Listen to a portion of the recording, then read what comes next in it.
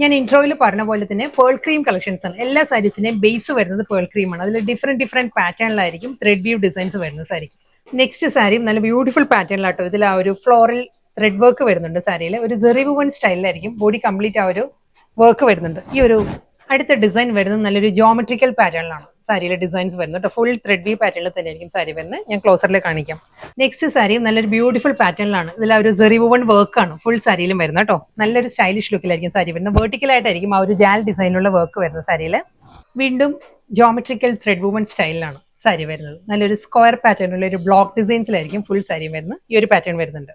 വീണ്ടും നല്ലൊരു different ലുക്കിലുള്ള work ആട്ടോ അടുത്ത സാരിക്ക് വരുന്നത്. നല്ല ബ്യൂട്ടിഫുൾ പാറ്റേണിലാണ് ഈ സാരിയിലും ആ ഒരു വർക്ക് വരുന്നത്. സെൽഫ് കളറിൽ തന്നെ ഒരു ജെറി വുവൺ സ്റ്റൈലിൽ ഒരു അബ്സ്ട്രാക്ട് പാറ്റേണിലാണ്.